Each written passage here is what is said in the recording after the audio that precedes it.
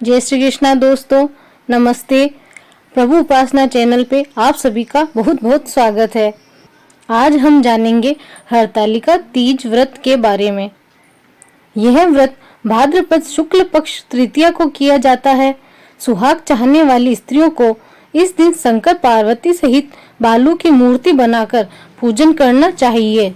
सुंदर वस्त्रों, कदली स्तंभों से गृह को सजाकर नाना प्रकार के मंगल गीतों से रात्रि जागरण करना चाहिए।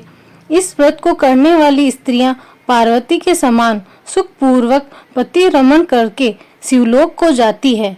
हरतालिका तीज की व्रत कथा। एक बार जब तुमने हिमालय पर्वत पर जाकर गंगा किनारे मुझको पति रूप में पाने के लिए कठिन तपस्या प्रारंभ की थी, उसी घोर तपस्या के समय नारद जी हिमालय के पास गए तथा कहा कि विष्णु भगवान आपकी कन्या के साथ विवाह करना चाहते हैं। इस कार्य के लिए मुझे भेजा है। ये नारद की बनावटी बात को तुम्हारे पिता ने स्वीकार कर लिया। तत्पश्चात नारद जी विष्णु भगवान के पास गए और कहा कि आपका विवाह हिमालय ने पार्वती के साथ करने का निश्चय कर लिया है, आप इसकी स्वीकृति दे। नारद जी के जाने के पश्चात पिता हिमालय ने तुम्हें भगवान विष्णु के साथ निश्चित किया गया विवाह संबंध बतलाया। यह अनहोनी बात सुनकर तुम्हें अत्यंत दुख हुआ और तुम जोर जोर से विलाप करने लगी। एक सखी के द्वारा विलाप का कारण पूछे जाने पर तुमने सारा वृतांत कर सुनाया कि मैं इधर भगवान शंकर के साथ विवाह करने के लिए कठिन तपस्या प्रारंभ कर रही हूँ, उधर हमारे पिताजी विष्णु के साथ संबंध करना चाहते हैं।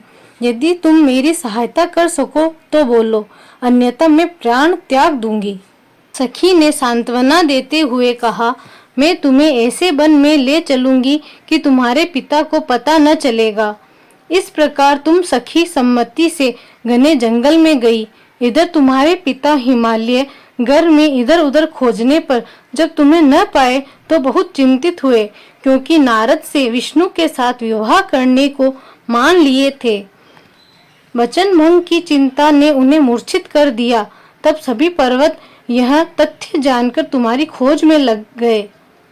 उधर सखी सहित तुम सरिता किनारे की एक गुफा में मेरे नाम पर तपस्या करने लगी। भाद्रपद शुक्ल पक्ष तृतीया को उपवास रखकर तुमने सिसकता शिवलिंग संस्थापित करके पूजन तथा रात्रि जागरण भी किया। तुम्हारे इस कठिन तप व्रत ने मेरा आसन आंदोलित कर दिया। इससे मुझे तुरंत तुम्हारे पूजन स्थल पर आना पड़ा। तुम्हारी मांग तथा इच्छा के अनुसार तुमको मुझे अर्धांगिनी रूप में स्वीकार करना पड़ा। तत्पश्चात मैं तुरंत कैलाश पर्वत पर चला। प्रातः बेला में जब तुम पूजन सामग्री नदी में छोड़ रही थी, उसी समय हिमालय राज उस स्थान पर पहुंच गए। वे तुम दोनों को देखकर रोते हुए पूछने लगे, बेटी तुम यहाँ कैसे आ गई? तब तुमने विष्णु विवाह वाली कथा सुना दी। तुम्हारी टेक की पूर्ति कराते हुए वे तुम्हें घर बुला लाए। तब शास्त्र विधि से तुम्हारा मेरे साथ विवाह हुआ। हरतालिका व्रत के नामकरण के संबंध में भी मैं बता रहा हूँ।